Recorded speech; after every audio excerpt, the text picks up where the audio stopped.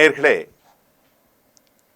தமிழ்நாட்டை மட்டுமில்லை, இந்தியாவை தாண்டி நியூயார்க் டைம்ஸில் ஒரு செய்தி வெளியானது. ஆம், நெல்லை மாவட்டம் சாத்தான்குளத்தில் 2020ஆம் ஆண்டு ஜூலை மாதம் நடந்த அந்த படுகொலை, ஜெயராஜ், பெனிக்ஸ் 2 அப்பாவிகளை, வியாபார மக்களை, சிறந்த சமூகத்தின் ஒரு அடையாளத்தை படுகொலை செய்த காவல்துறையினுடைய சம்பவத்தை தற்போது நாம் பார்க்க போகிறோம். என்ன, 5 ஆண்டுகள் முடிந்து 6வது ஆண்டு ஆரம்பித்து ஒரு 15 நாட்கள் ஆகியிருக்கிறது. அலறல் சத்தத்தை ரசித்த ஒருவன் தற்போது அப்ரூவராக நான் மாறுகிறேன், உண்மையான நிலையை நான் பேசப் போகிறேன் என்று சில நாட்களுக்கு முன்பு, கிட்டத்தட்ட ஒரு வாரத்திற்கு முன்பு அவருடைய ஸ்டேட்மெண்ட்டுடைய செய்திகள் நமக்கு முழுமையாக கிடைத்திருக்கிறது. உண்மையிலேயே காவல்துறை இன்ஸ்பெக்டர் ஸ்ரீதர் அவர் நான் அப்ரூவராக மாறப்போகிறேன் என்று சொல்வது இந்த வழக்கின் போக்கை எப்படி கொண்டு போகப் போகிறது என்று நாம் சில விவகாரங்களை இங்கே பார்க்க போகிறோம். காவல்துறை என்பது தேச விரோத சக்திகளை, மிகப்பெரிய படுகொலை, கூலிக்கு கொலை செய்பவர்களை, மக்களுக்கு விரோதமானவர்களை தண்டிப்பதற்கு அவர்கள் பயப்படுகிறார்கள்.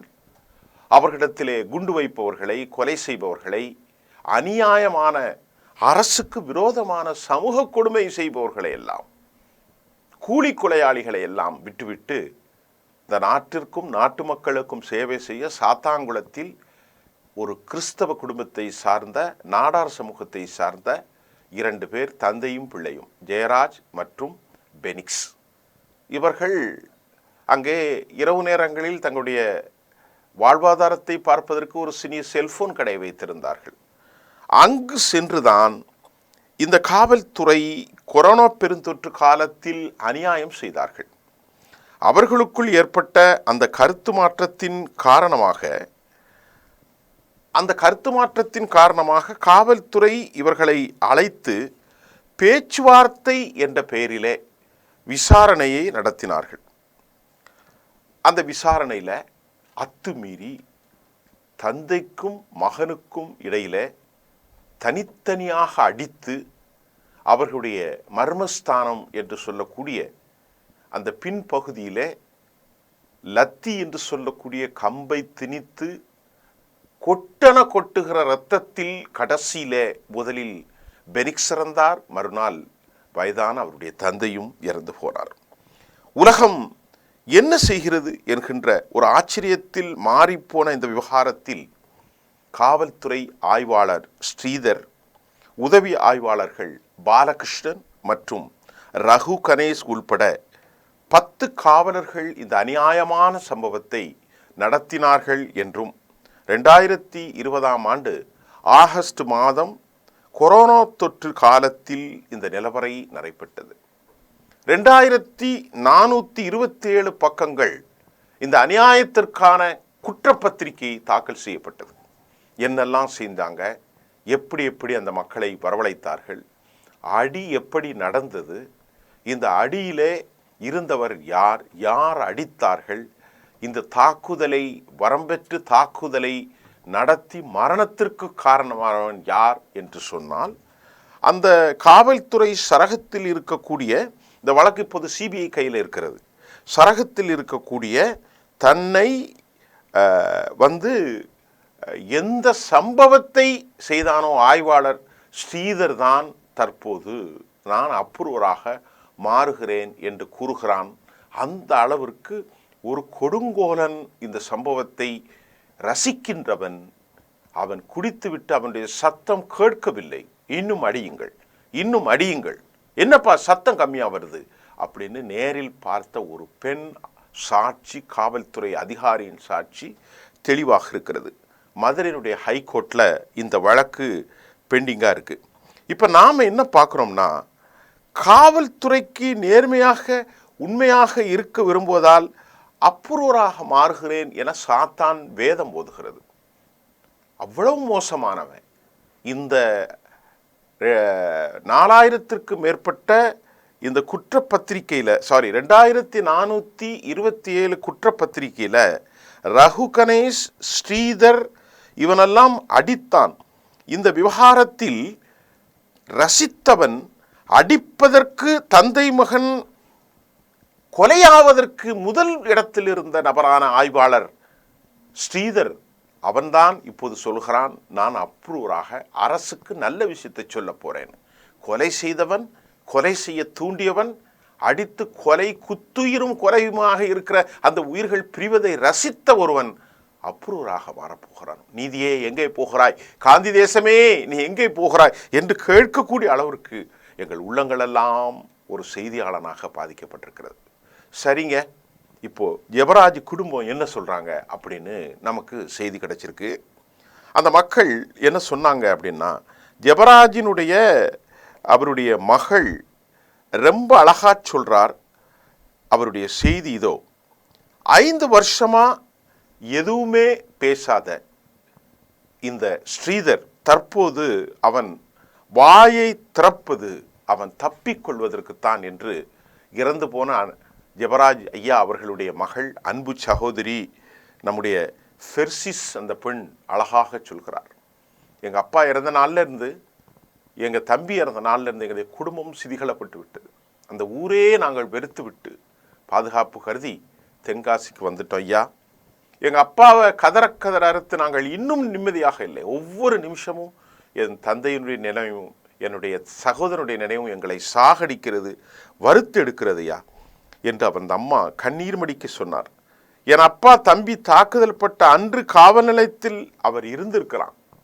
ஒரு பெண் காவலர் சாட்சியத்தில் இந்த ஸ்ரீதர் தான் அடிக்க சொன்னான், ரசித்தான் என்பதையும் கூட ஃபெர்சி அந்த பெண் ரொம்ப அழகாக சொல்கிறார்.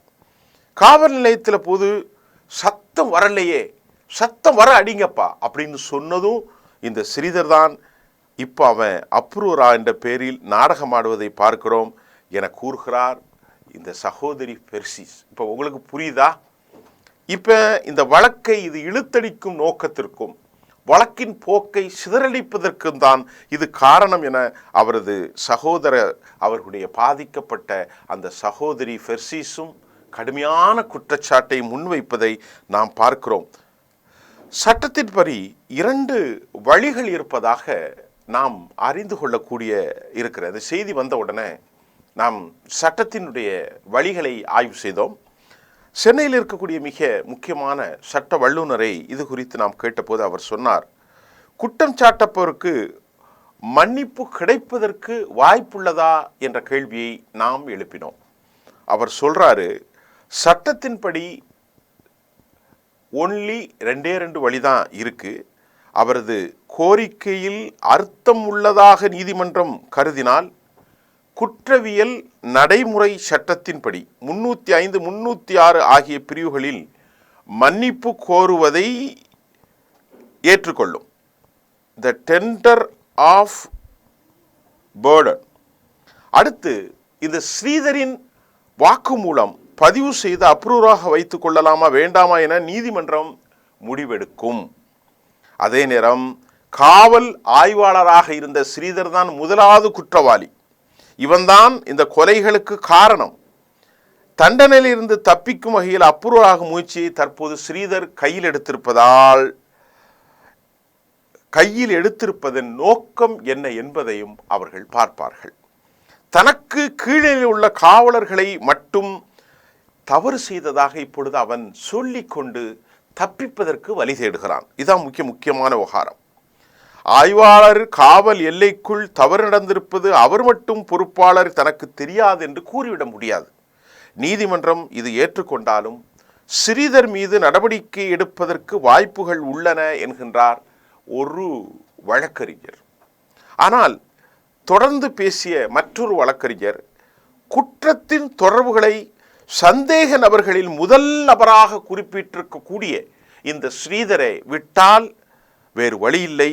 ஸ்ரீதருக்கு எதிராக சாட்சிகள், ஆவணங்கள், டாக்குமெண்டேஷன் இருந்தால்தான் வழக்கின் முதனவராக அவர் சேர்க்கப்படுவார். இந்த வழக்கில் ஆய்வாளர் கூறுவது தவறு. அவரது முன்னிலையில்தான் நாங்கள் செய்தோம் என்று மற்ற காவலர்கள் நிச்சயமாக கூறுவார்கள். இந்த ஸ்ரீதர் தான் எங்களை அடிக்க சொன்னான் அப்படின்னு அந்த ரகுவரனா அவன் எல்லாம் சொல்லுவான். அப்ரூவர் என்ற வாதம் அப்போ எடுபடாது என்று சொல்லப்படுகிறது. இவ்வளவு நாளாக இருந்துட்டு 5 வருஷம் முடிந்து 6வது வருடத்தில் ஒரு கொலைகாரன் எனக்கு மன்னிப்பு வேண்டும் என்று கூறுவது உண்மையிலேயே இந்த செய்தி கேட்டத உடனே ஆடி போய்விட்டார்கள் சமூகத்தில். அதை போன்று இன்னும் தூத்துக்குடி மாவட்டத்தில் இன்னொரு சம்பவம் நடந்திருக்கிறது. அலங்காரத்தட்டு பகுதியைச் சேர்ந்த வின்சன் என்ற ஒரு தொழிலாளியை அழைத்து சென்று, இது 1999 அந்த செய்தியிலே தொடர்ச்சியிலே நாம் இதை பார்க்கின்ற போது ஒரு வெடிகுண்டு வழக்குக்காக அவரையும் அழைத்து சென்று கொலை செய்தார்கள். காவல் நிலைய லாக்கப்பில் அவர் கொலை செய்யப்பட்டார். உதவியாளர் ராமகிருஷ்ணன் தான் 11 மீது அந்த குற்றச்சாட்டு பதிவு செய்யப்பட்டது. அப்போது சிறுவைகுண்டத்தினுடைய காவல் துணை கண்காணிப்பாளராக இருந்த ராமகிருஷ்ணன் உள்பட 10,000 ரூபாய் அபராதமும் விளைக்கப்பட்டது. ஆயுள் தண்டனை கொடுத்திருக்கிறாங்க. யாருக்கு? இந்த ராமகிருஷ்ணன் உள்பட 9 பேருக்கு ஆயுள் தண்டனையும் 10,000 ரூபாயும் விதிக்கப்பட்டது. 24 வருடங்கள் மிகவும் சிரமப்பட்டு தான் கிருஷ்ணம்மாள் குடும்பத்தினர் வழக்கை நடத்தினார்கள். நீதி கிடைக்கும் போதுதான் தவறு செய்யும் காவலர்களுக்கு அது பாடமாக அமையும் என்ற செய்தியும் தற்போது வெளியாகி இருக்கிறது. இப்போ புரியுதா? இவனை 100 வருஷம் ஜெயிலில் போடணும், அப்படிதான் மிக முக்கியமானது. அந்த குன்றத்தூரில் அபிராமின்னு ஒரு பெண்ணை கண்ணியத்துக்குரிய நீதிமன்றத்தினுடைய நீதிபதி ஐயா அவர்கள் சொன்னார்கள், கருணை என்ற வார்த்தை உன் வாயிலிருந்து வந்துடக்கூடாது ப்ளீஸ்.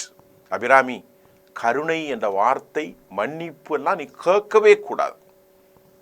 பயங்கரமான கொடுமை. கற்பனைக்கு அப்பாற்பட்ட தன் சொந்த பிள்ளைய, உலகத்திலே தாய் தகப்பன் பிள்ளைக்கு தான் வாழ்வாங்க. தன் பிள்ளை, அந்த குழந்தையே காமத்துக்காக கொலை செய்தியே, உனக்கு இந்த உலகத்தில் வாழ்க்கை இல்லை. நீ சாவும் வரை, உன் உயிர் பிரியும் வரை நீ என்ன செய்யணும்? சிறையில் இருந்து தான் சாகணும். அருமையான தீர்ப்பு, அருமையான தீர்ப்பு. அதே மாதிரி எந்த பாவமும் செய்யாத பெனிக்ஸ் ஜெயராஜ் ஐயா அவர்களுடைய உயிர் பிறந்திருக்கிறது. ஒரு நல்ல குடும்பம். எங்களுக்கெல்லாம் அந்த குடும்பத்தை பற்றி நன்கு தெரிந்த குடும்பம். அந்த பிள்ளைகளுக்கு கருணை கிடைக்க வேண்டும். அவர்கள் சமாதானம் அடைய வேண்டும். அவர்களுக்கு சமாதானம் என்பது ஒரு மரபு சட்டம். அரபு நாடுகளிலே இரத்த பணம் என்று சொல்வார்கள். பாதிக்கப்பட்டவன் இருக்கான் பாருங்க, இரத்த பணம். அவன் மன்னிப்பை வழங்கும் வரை ஸ்ரீதருக்கோ அவன் கூட சேர்ந்த ஆய்வாளர்களுக்கோ மன்னிப்பு கிடையாது. ஏன்னா இதனால பாதிக்கப்பட்டு தினமும் கதறி கதறி கதறி அழுகிறார். யாரு? பெனிக்ஸும் ஜெயராஜனுடைய சகோதரி, மனைவி, பிள்ளைகள் எல்லாம். அவருக்கு இரத்த பணம். அதற்கு ஸ்ரீதருடைய தண்டனை ஒரு பெரும் விவகாரமாக இருக்கும். வழக்கை மடைமாட்டுகிறான். மோசமான குற்றவாளி, கொலையாளி, காவல்துறை ஆய்வாளர், இவர் அனைவரும் தண்டிக்கப்பட்டால்தான் காந்தி தேசமே ஒரு நீதி நிலைநிறுத்தினான் கேட்கும். மறுபடியும் சொல்கிறேன், இரத்த பணம் என்று சொல்வார்கள் சவுதியில். பாதிக்கப்பட்டவர்கள் மன நிம்மதி அடையும் வரை அவருக்கு மன்னிப்பு இருக்கக்கூடாது. நிச்சயமாக நான் ராமகிருஷ்ணன் ஆய்வாளரை சொன்னேன். தூத்துக்குடியில் வில்சனுடைய வெடிகுண்டு வழக்கில் ஆயுள் தண்டனை, இது 2 ஆயுள் தண்டனை இல்லை, 10 ஆயுள் தண்டனை. அவன் சாகும் வரை உள்ளே இருக்கணும். இப்படி தீர்ப்புகள் அதிகரிக்க அதிகரிக்க மக்களுக்கு நம்பிக்கை வரும். சாத்தாங்குளத்தில் இறந்து போன அந்த ஆத்மாக்கள் உடைய விவகாரத்தில் உளப்பூர்வமாக ஒரு செய்தியாளனாக நான் இதை உங்களுக்கு தந்திருக்கிறேன். மீண்டும் அடுத்த செய்தியில் சந்திக்கிறேன். நன்றி.